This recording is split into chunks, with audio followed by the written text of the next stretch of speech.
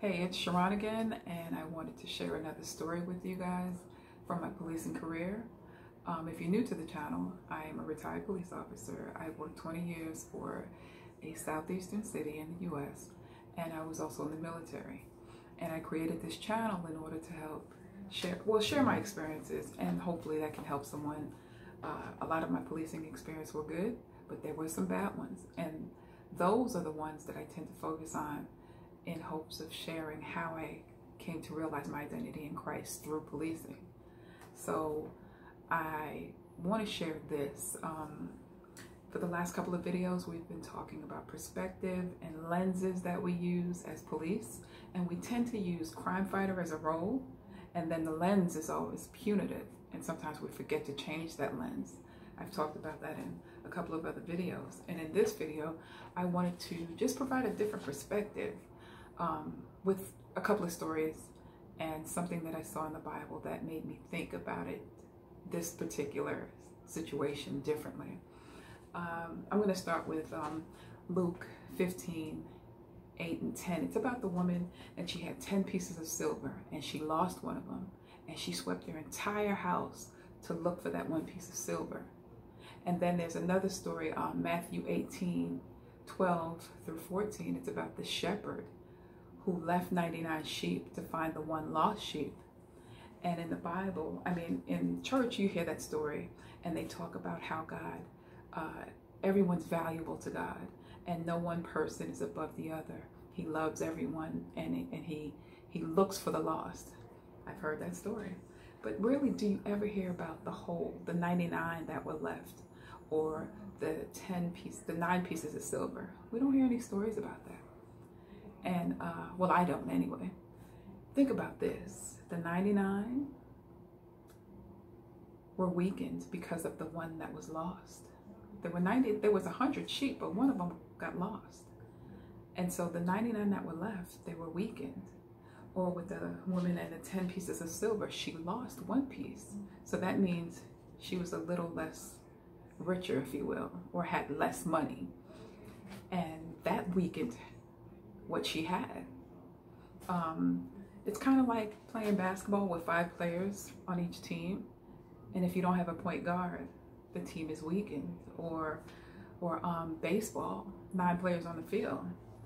If you don't have a catcher, your team is weakened.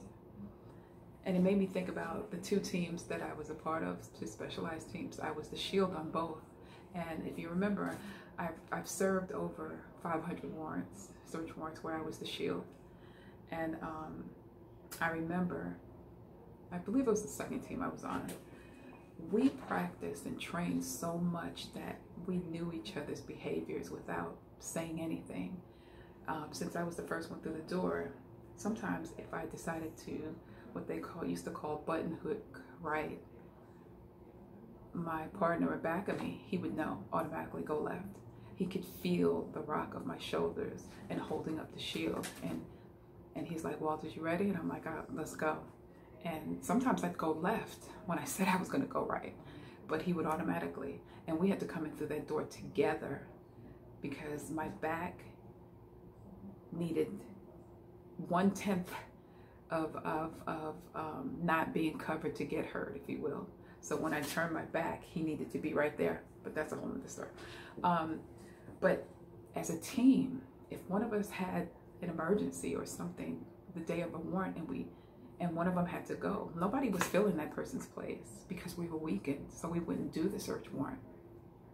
So I just wanted you to think about that.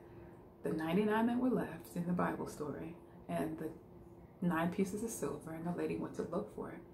Now in policing, when things happen in the environment, when the police mess up somehow, let's just call it that, and then you see the news articles and the posturing of the police, it's usually, we're wrong and you're right. or no, I'm sorry, you're wrong, meaning society's wrong and police are right.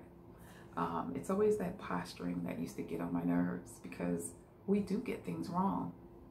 And a lot of people, just last year when Derek Chauvin and the George Floyd case, and a lot of people were asking, Why did the officers just stand there? There are so many reasons, but I'll give you this to think about.